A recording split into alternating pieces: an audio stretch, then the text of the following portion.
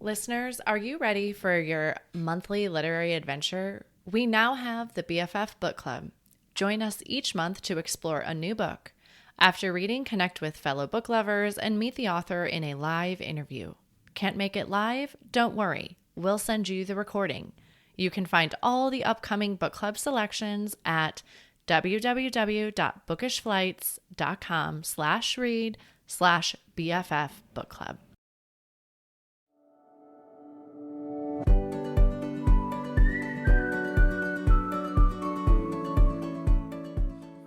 Today's episode is brought to you by Bethany House.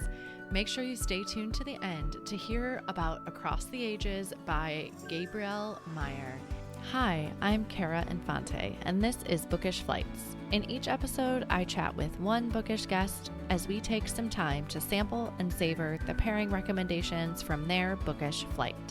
We hope to give you suggestions to cultivate your TBR list and nurture your leisure time through books. In today's episode, I am chatting with Robin Jones Gunn. Robin was in first grade when her teacher wrote on her report card, "Robin has not yet grasped her basic math skills, but she does keep the entire class entertained at rug time with her stories." Many years later, it was Robin's husband who encouraged her gift for storytelling. Those first steps led to the publications of devotions, articles, interviews, and 15 children's books. She has now written over 100 books, with her latest release being Tea with Elephants that was released last month. Welcome to the show, Robin. Thank you so much. I'm so honored that you asked me to come on. Thank you. Yes, you are such a prolific writer. I was like, oh, I can't wait to talk to her. So I think probably you take the cake for having the most published books of authors on the show. So Maybe we'll have to add a few writing tips because certainly readers are also writers. So there's always questions. yes, absolutely. Well, I feel like this bio sums you up a little bit, but I also feel like you're so much more than that. So can you tell us a little bit about who you are? Well, I have been married to my husband for 47 years. And Congratulations. yeah, and it's been a very good life. And we have two children who are grown. They're both married, and they each have two children. So we have four grandchildren, and they're all grade school age. So it's a really fun season with them. We traveled a lot when our kids were growing up. So, and then I've had opportunity to speak in different countries. So the joy of being around the world and coming home and telling stories about different places has been really a unique blessing, a privilege Yeah. in many ways. Um, Probably the funnest thing that people often ask about is four of my books have been made into Hallmark Christmas movies. Yay. That all came about very unexpectedly when Hallmark reached out to my agent and asked if she had any Christmas stories, and mine went into the slush pile, and they selected it, Finding Father Christmas, and then it just went from there. So there were three Father Christmas movies, and then they made another one, a Glenbrook Christmas. So fun, sort of like over the top for an author to be able to Yes. see that happen. And then we got to go on set and be extras in the movie. So Oh, that was really, really fun. I'm so glad you answered that because that was going to be my next Oh, question is how much you got to be involved in the process when it goes to be a Hallmark movie. yes. Well, that was unusual. And with the fourth movie, I had no involvement at all. I sat on the couch all by myself because no one else was around that particular evening when it aired. And I Wow. watched it for the first time going, oh, that's nothing like the book. Interesting. I had nothing to do with it. But that was also a 2020 release, and that was a terrible year to try and go anywhere, do Yeah. anything. Yeah. So, but the writing part has just been the rhythm that continued with more stories and more stories, and unusual, I know, to be able to have an entire career as a writer. So I don't take that for granted. I'm Yeah. really grateful. Yeah. I have more stories to tell. Absolutely. So, with all of your traveling and your speaking engagements, is this a life that you saw you were going to have? No, no, no, no, not at all. I really thought when I was in high school, I surrendered my life to Jesus and I just wanted to live for God. And I thought the best thing I can do is go be a missionary and tell people how Mhm. much God loves them. And I wanted to go around the world and just like let my little light shine, right? And so I had applied to do some different mission projects and I did some traveling, but in my 20s, I was turned down for going to Africa, was where I had Okay. applied. And the letter said I just didn't have the skills for the job, which was to be a laundry supervisor in Nairobi. Oh. Like, kind of supervise laundry, Yeah. but I had no skills. I Okay. hadn't I went 2 years of college. I hadn't graduated because I kept changing my major every semester and it's expensive. So you better know what you want to do by your junior year. And then when Ross and I married, um, I knew that what I wanted to do was in partnership with him because he was a youth pastor. I Okay. really wanted to spend time with all these teenage girls and just to, that was my little mission field, I guess. So it was actually after I'd written the children's books, then it was on a camping trip in San Clemente, which is not far from you down Yeah. Southern California. In And between us. yeah. And these 13-year-old girls came on the week-long camping trip with all the other kids in the high school group from our church, and they brought books with them, stacks of books. Just all they wanted to do was stay in their tent and read. And I crawled in the tent and said, "Oh, I like to read. Let me see. What are you reading?" And so I started reading some of these books, and I just was concerned about their little 13-year-old hearts. Like yeah, this is not what I want you to be taking. Devouring. Yes, yes. So they challenged me and said, well, then why don't you give us some other books to read? And I went on the hunt. What they wanted was the romances. They wanted the characters to be high schoolers. They wanted it to be realistic. They wanted it set in Southern California. And I just couldn't find books like that. I found a few that they read really quickly. And Okay. then they said, well, why don't you write some books for us? You've written all these children's books. I was like, oh no, there's only 6 words on a page for children's book. Much different now. I couldn't write an entire chapter. And they said, well, how about if we tell you what to write? How hard could that be? And I took them up on the challenge, and it took 2 years. Okay. And I would read to them every week what I had written, and they would tell me everything I did wrong and everything that had to be changed. And they really made the first Christy Miller book, Summer Promise, into the kind of story that they wanted to hear. And that's when I knew that even if I just, this was before self-publishing, but I thought Sure. even if I just photocopied all these, for the girls in the youth group, they want this story. Yeah. But after 10 publishers turned it down, then it was finally picked up. And as soon as it was, then the publisher said, we want more, do a series. So there's 12 books and then another series and 12 books. And it just kept Yeah. going. So I love that you listened to the advice and the input of the teenagers as well, because I feel like it's so easy as adults for us to maybe be like, no, we'll just, we know what we're doing. We're a little more advanced than you, but to listen to what the kids were saying to you, that's so special. but see, I didn't know what I was doing. I had no idea.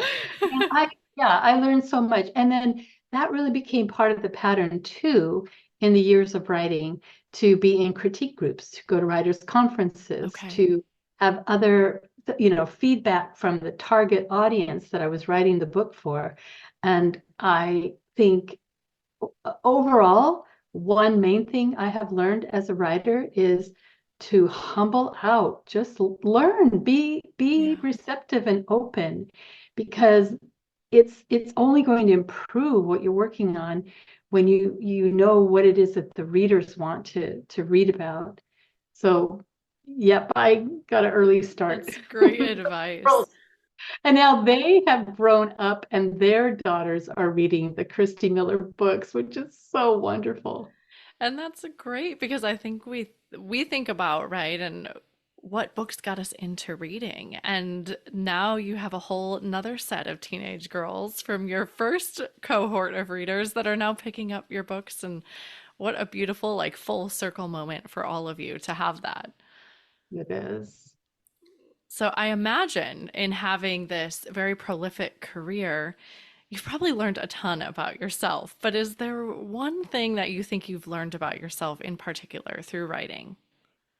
That I am a storyteller, and that was hardwired in me. I mean, I love that you read that introduction that, even as a young child, Yeah. I was entertaining the other students at story time, rug time. And that's that really is who God created me to be. And so there's this sense that when we kind of figure it out, all right, I can do this in my sleep. This is something I'm good at. And then you do the hard work of honing that skill and developing that craft and learning what to do with that. Then that's where the joy comes, I think, as pursuing writing for me, writing as a career, what really wasn't something that I was trying to accomplish or Sure. prove that, or had the education, and now I have to go produce something. But it was just affirmation over and Yeah. over. This is what you're good at. This is what you should do. But, Yeah. it's so funny because we can't see that. We need friends. We need really close friends who'll be those mirrors to us. Yeah. And I think so often in our spiritual lives, I don't know if you went through this, but we're searching for that vocation, right? Or what has God called me to be here? And it sounds like that was your gift that he gave you. And like you've stepped into that. And I imagine once you feel that, it just becomes very natural. Like you said, I'm sure it takes work and all of that, but I imagine there's a rhythm that comes with that when you find that calling or your vocation or whatever term you want to put on that. Yeah, exactly. And then here's the really good part is that years later, I discovered that the books were the missionaries. They Yeah. were the ones going out around the world telling the readers how much God loved them in a variety of stories, Yeah. in an assortment of different ways. And it's like that was a dream on my heart, and that was fulfilled, but not the way I thought it was going to be. Yeah. So I mean that balance between just humbling out and being teachable, and then watching for the hints that whatever that dream was that was in your heart, or that you thought, well, that was crushed, or I'm not good enough to do that or something. But watch how God can do anything, and for him to accomplish his purposes in our lives in ways we never expected is amazing, amazing. Yeah. And I always think about like we could drag, but sometimes we're probably dragging our heels, right? Of like, no, I don't know that I want to do this. And then the voice gets a little bit stronger, a little bit stronger. Like you said, you're getting more and more of the hints. But um, I loved your words you used before about surrender because I think that's the perfect word to put there in that process. So, Definitely. do you have out of all the books you've written, or we could even say this a series, do you have a favorite one that you wrote? I have been asked this a number of times, and it always circles back to the very first one, Summer Promise in the Christy Miller series, simply because I spent so much time, heart and soul in the characters, and then I continued to write about them. So I just Yeah. felt closer and closer to them as the years went on. But there's also a book that I have come to really appreciate that. I mean, it's weird to say that about a book that I wrote, but I had the most difficult time with this book. It took 6 years, Wow. and Okay. it's it would be considered my memoir, at least for the first 20 years as a writer. It's called Victim of Grace. Okay. That we are not victims of circumstances. God is in control. So if anything, if we're going to be victims, it's victims of his grace, because we never asked him to love us. We never asked him to pour out his blessings on us. We just receive them. So that seemed the fitting title when my agent and I went over what that should be. But I had spent so many years hiding behind or just standing behind all these different characters. And then here was a publisher that came to my agent and said, we really want to hear her story. Like, how did she start writing and what's it like to be a writer and that whole process? And so to start telling my story was embarrassing I don't know. It wasn't as if I needed to be humble and just tell the story. It was a different sort of thing in me that felt like, who's going to read this? This is not really important. And I had to keep asking for extensions. So the reason I say that I appreciate it now is that it is so important for all of us to have those moments in life where we pause long enough to just capture a summary. This is where I've been. This is what's happened. This is how God led me. I see his fingerprints over all of it. Yeah. And this is where he's stirring up new dreams in me and vision for what's next. And I was forced to do that because a publisher was going to pay me if I finished it. It took me a long time, but and in doing that, it really has become this sort of marker that I hear from readers who discovered the book and said it changed how they thought about the season of life they were in, or that it gave them a bigger picture of what they needed to be about or working on. So all the good things that have been accomplished from that book are what I hold on to and say, yeah, that was important to write, and fiction is a whole lot more fun. I imagine that there's a whole new level of, not significantly more, of vulnerability that has to go in when you're writing this nonfiction piece about yourself versus, like you said, kind of hiding behind the characters a little bit of your fictional stories. Yes, and then you get it published and you have vulnerability hangover for about 2 years. I hope nobody reads this because I really was honest. I really told you exactly what was going Yeah. on. Well, So, I was thinking about, and to your last point you said there about how the books ended up being the missionaries and how much further your reach probably has been through books than only being one human trying to go travel the world and be a missionary. But your books can be multiple folds of that. And that's amazing. it really is. And the reason that that sort of settled on me, I was in England Okay. teaching at a writers' conference. And at lunch, first day, I met a woman at the table, and her name tag said that she was from Africa, from Nairobi. And I said, oh, when I was your age, I was going to go to Nairobi and wash clothes. Yeah. And she thought that was the funniest thing. And I said, but they turned me down. I couldn't be a laundry supervisor. And she had read my books in Kenya when she was growing up, when she was Wow. young.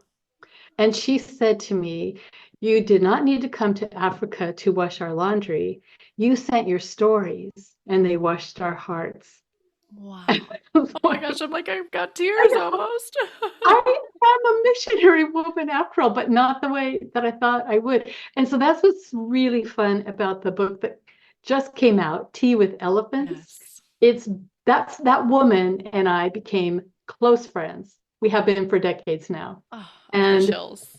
yes, and so when I finally was invited to go to Africa and to speak in Kenya in Nairobi at a writers' conference, I emailed her and she said, oh, I'm so glad you're finally coming to Nairobi. I want to participate in God's will for your life. So when you get to my house, I will let you wash my laundry. And we had such a great time. I stayed longer after the conference, and she and I Wow. went up and stayed in this hotel that's built on Mount Kenya up in the treetops.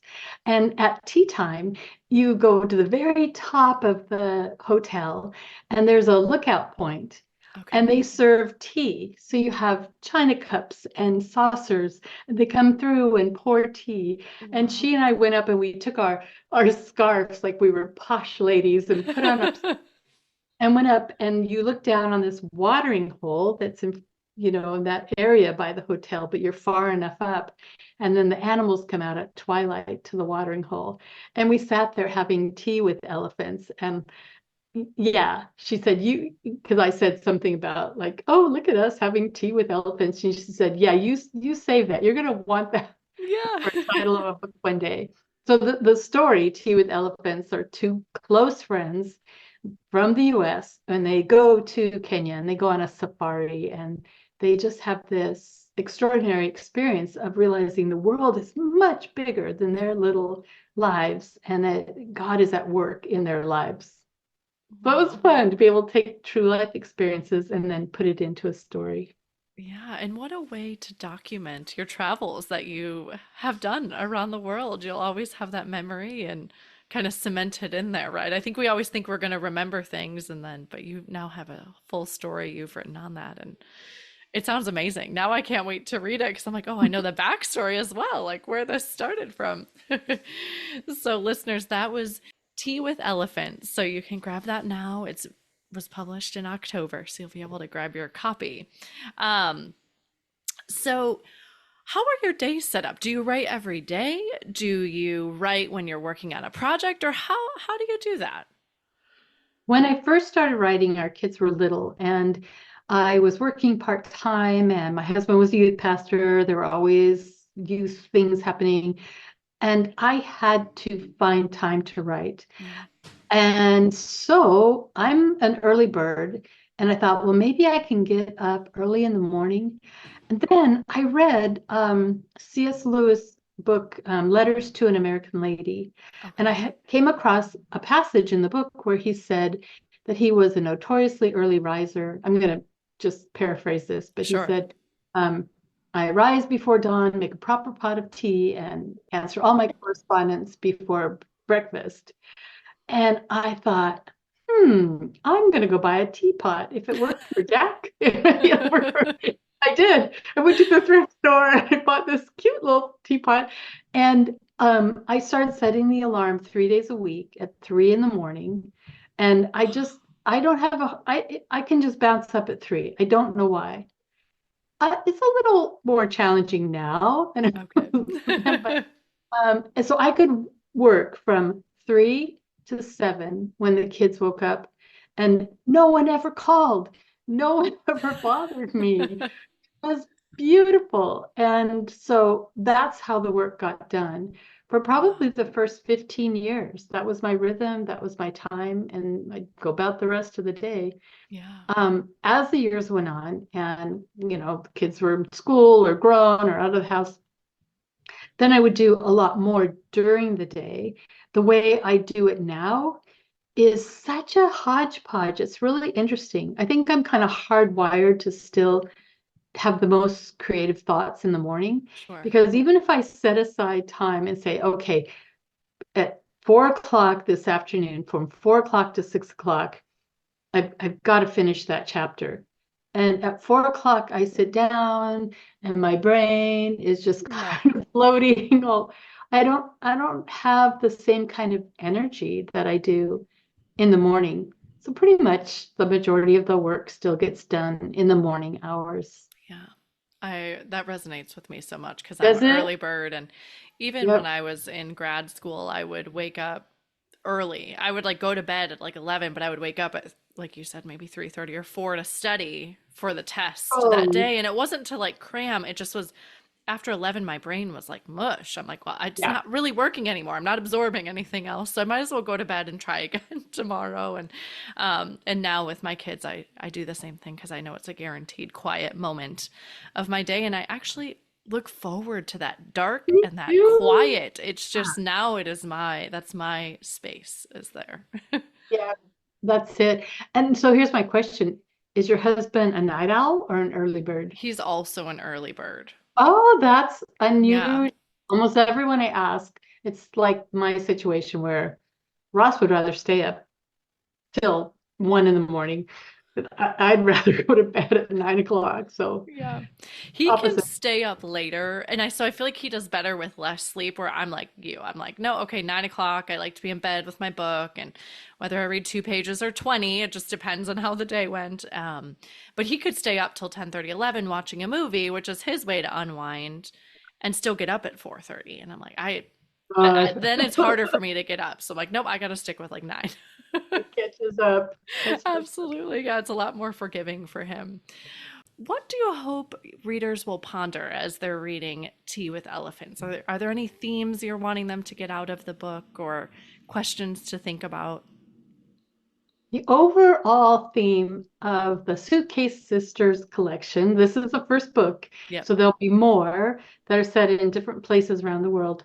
So the overall theme is friendship, Okay. and and in traveling to these different places around the world, just getting this bigger view of the world and of people and God's creation. So I want readers to see that, because I think especially in the last maybe 5 years, our worlds have become kind of small. We've become more cocoony and insular, and we're sort of doing everything on our phones. We don't even have to go to the grocery store to buy groceries. They can be delivered to our house. So we have less interaction with people probably than we ever have in this generation. And so in the story, here are two women who are so far away from home, only have each other. There are not a lot of distractions, and they find that they start having these really valuable conversations, and they open up their hearts and they see things that they really need to focus on in their lives. But because they're such good friends, they can speak into that for each other and help each other out. So that's what I want readers to get out of it, to look at that and say, I need that. I need to be in a friendship where I can really open my heart to another girlfriend, that I can get that feedback. Yeah. Like I'd said before, like be a mirror to each other of what's really going on in our lives. And that's why it's a little different, because it's not a romance, it's not historical, it's a travel story, but contemporary, with that focus on relationships. We need to get back to figuring out how to have Yeah. relationships. With eye contact, I think is a big Yes. one. Yeah. Yes. Yeah. So, and we need each other. I think that's a huge part. I think that was very obvious to me from the pandemic, right? When we kind of got locked in our homes and for obvious reasons, but like how much I need interaction with other people, and, Mhm. how almost depressing that period. I mean, it was depressing, but just how it, even my mental clarity, it just was a rough time. And I thrive on, I think, interaction with friends and family. And so very important. Out of all your travels, where's been your favorite place you visited? Oh, different, a couple different places, but for different reasons. Yeah. My daughter and I had a delightful time in England. Okay. Delightful. She was, um, how old was she? Maybe 20, 19 or 20. That was just great, because here's the thing, and I'll just put this as a side, like for any of the listeners that are thinking, well, maybe I really should take a trip with my daughter, or our family should really, but you know what? It's going to be so expensive and we really can't work it into the schedule and everything. But then if you don't, that opportunity is gone. Yeah. It's just not there anymore. And so that's why I look back on some of the trips that we took as a family and am so grateful. I remember arguments that we had, my husband and I, no, we really can't all go on this trip, or no, I have this event, I'm going to Australia, but I'm just going by myself, because I just was always trying to be so practical. Yeah. And he just was so much, had a broader vision. And nope, let's go to Australia and New Zealand because we're kind of close, kind Yeah. of. Oh, that was a fantastic trip for he and I. And there were two books that came out of that. Yeah. And so, no, one book, but it was, and that one was Sister Chicks Down Under. So that was a Okay. whole series of travel stories.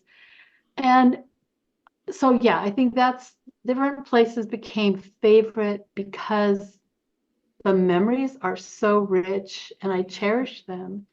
And I'm so glad he really nudged us forward.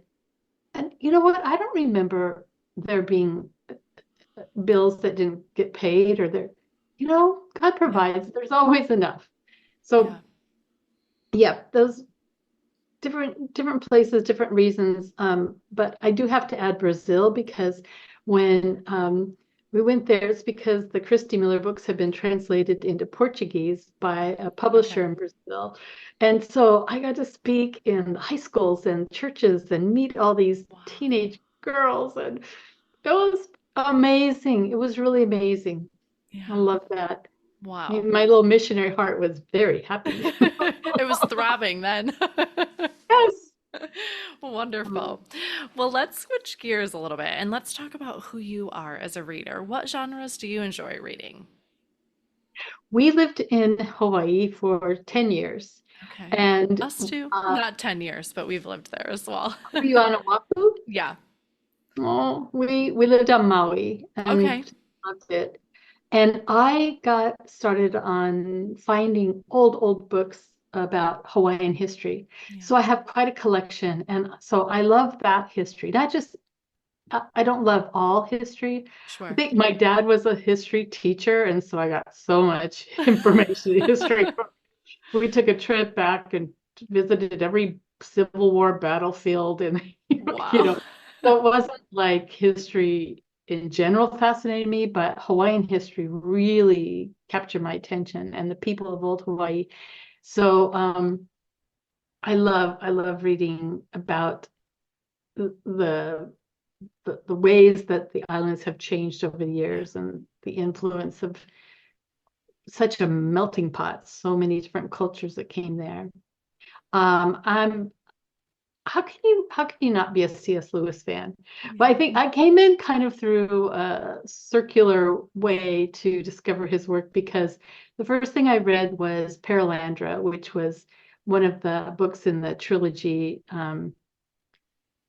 space trilogy out of the Okay. sci. Yeah. And there's three of them. But I happened to read Paralandra. I don't know why. I was probably 18. Okay. And it opened up my imagination to other worlds, not in a fantasy way, but maybe in that kind of there's so much beyond what I understand.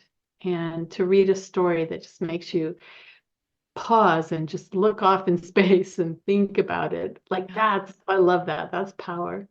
So those are my favorites. I love poetry. I'm always reading poetry and the old poets that had that. I think also that started as a writer that I was attracted to poetry because I started listening to poetry on audiobooks. And I'm Oh, telling you, I've there's never thought about doing that. okay, you will expand your vocabulary for sure when it's the Okay. but also the English language is beautiful. There's such a lyrical, rhythmic sort of cadence to when words are strung together. It's art. And so I would listen to these poems and just think, oh, that's so rich. I can see the picture of what they're trying to describe because in English, those words just fit together and create that art. So Well, that's that's a sort of a great deeper. suggestion. Thank you. Yeah. I've literally never thought about, and that is a genre, admittedly, really don't read because I feel like I almost don't know where to start. Like I'm like, where do I jump in with poetry? And I know you can kind of read them here and there, but audiobooks sound like a really great way to do that. So thank The you. first poetry audiobook I got was simply something like it's been quite a while, but it was something like 50 best classical poems in the Okay. English language or something like that. A lot of British poets, a lot of British poets. Okay. And I think that's why, because it was before a trip to England and I didn't know anything and I wanted to kind of get up on my Yeah. understanding the culture there in the 1800s. And so it was like, oh, well, I'm not going to read a whole book. I'll read poetry. Yeah. I won't even read it. I'll listen to it. A nice And short introduction. I loved it. Okay. And then in your busyness, how do you find time to read in your day? Well, here's the thing. And I think a lot of, I know I'm not alone in this because a lot of my writer friends say the same thing. But you read a little bit of everything all the time, Hmm. and then something will just captivate you, and everything goes aside, and you have to finish it. You just have to read the whole thing. You have to get all the way through.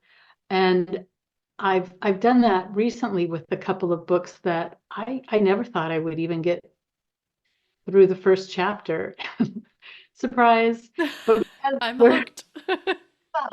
but I'm asked to read a lot to Sure. give possible endorsement or um, I I hear suggestions all the time from other readers and writers, and so I'm always kind of like at the buffet. Oh, I'll just have one of those, and I'll have one a little sampling of everything, and then you just find one thing that is is captivating. I guess Yeah. that's the best way to say it. Okay. All right. Well, and then I asked if you could bring a book flight with you today of three of your favorite books or three books that have been influential to you. Can you tell us what the first book would be for that today? Well, I would have to say Paralandra because I Okay. just really opened my mind to creating other worlds. And then this one old Hawaii, because I've already mentioned kind of, my where I like to read, but this Sure. one, see if it's on my shelf. Um, I think it was called This Life I've Loved. And it was written over 100 and some years ago by a woman who visited Hawaii. And I think what I loved about it was that she was coming as an outsider and coming in and just trying to capture it all in Yeah. words. And she traveled places I've been and was describing different things. So that I really like that. That was a fairly recent read. And then another one, just to add, the poetry now. Yeah. This is by John O'Donohue, Okay. To Bless the Space Between Us. Oh, this one's on my TBR list, actually. Really? Yes. I love it. And it's another one where I just started, reading through, and then one of the poems just captivated me, and I'm writing in the notes, you're writing in the margins, and um, yeah, had to sit down and read the whole thing, and I've probably gone back 3 times just because it's poetry, and so you can't absorb it all at one time. Yeah. That's a little slight, a little I love smatter. that. Thank you for sharing them. And I think that is the one thing with poetry is I'm used to just kind of picking it up and then continuing to read it. And I think they're meant to be in small doses, correct? With poetry, like read a few at a time. Probably so. Yeah. Probably so. Train my brain differently, maybe. Yeah, So, yeah, and maybe that's why I have felt that nudge to go back so many times. Like, no, no, no, I just skim through that. I have to really yeah. dig into that and see what's there. Yeah, I'm not sure how that one ended up on my TBR list because, you acquire, like you said, all of these recommendations and all of these things. But I just was at the library yesterday, in fact. And so I won't even tell you how many books I have on my list, but I put it in alphabetical order. And of course, I have my three kids in tow. So I put in alphabetical order and I go to the fiction stacks usually. And I'm like, okay, well, sure, we're going to start at A and we're going to see what they have on the shelf because, with kids, they're like pulling books off. And so a good method. That's My very my TBR list does help me in that, but I did happen to notice that that was on my, list because I have 500 plus on there, so I don't always remember what's on there. So, but I noticed that yesterday, and the moment you said his name, I was like, wait a minute, I just saw that yeah. book on my list yesterday. So, but thank you so much for bringing three of your favorite books to share with us today. How I love to end our show is with our bonus pairings. These are just a speed round of questions, so you can answer these really quick. Are you a rereader? Yes. Okay. All right. And then what is one book you've read that has changed your life? I'm just gonna say the Bible because Yeah. obviously, and Psalms. I go back to the Psalms a lot, a lot, a lot, a lot, and a lot of books have influenced me or inspired me or made me think. But the only book that's changed my life Yeah. is God's only book. He Yeah. did a really good job. Because we can go back in any phase of our life and we're going to get different messages. I totally agree with you on Yeah, that. it's alive. It's Yeah. wonderful. Where is your favorite place to read? My favorite place is outside. I love to be outside, and so I also love to have my feet up. Okay. So there's a couple different places I can do that. We have a balcony where we live. We're on a second floor in a condo, and we have um, just, you know, little chairs with footstools, but also here in my office, I have a couch. So Nice. I go, it's right by the window. So I like to put my feet up on the couch and spread out and read. But we've only lived here for a couple of years. Okay. Before that, when we lived in Maui for 10 years, it was always outside on the lanai, on the patio furniture out there. And before that, it was usually in the living room in a really comfortable chair. Yeah. So, different seasons, it I love changes. that. And you remember that part of the house too, like where I imagine. Yeah, Yeah. yeah. Well, lastly, what are you reading next? By Amanda Dykes, and it's called All the Lost Places, and it's set in Venice. And Yes. I think this is so sad, but I think I put it on the shelf after a while and took it off my stack simply because it's a chunker. This one is probably, oh yes, 400 pages. Wow. And Some commitment. that's it, and I just thought, no, no, no. If I get into it and I really love it, which I probably will, I'm going to want to just keep going. I don't have time, but I think it's calling to me. So I had to pull it out. And that's funny that you even asked that because I just looked at it today and went, I want to read that one. Well, I hope you love it, and I hope it's a great one for you. I've heard a lot about her books as well. I'm like, oh, another one I have to read. So, well, thank you so much for coming on the show tonight. I know your time is precious, and I appreciate all you've given me. Well, I am just so grateful for you asking me. And I think your website is just terrific. Thank And you. I mean, I want to mention that because maybe listeners are just kind of dialed in to always have the podcast up. But wow, go to the website because it's so easy to follow and you have so many episodes. Yeah, You're doing a episode great 100 job. is coming in like a month. It's crazy. So, well, thank you so much. I really appreciate your feedback.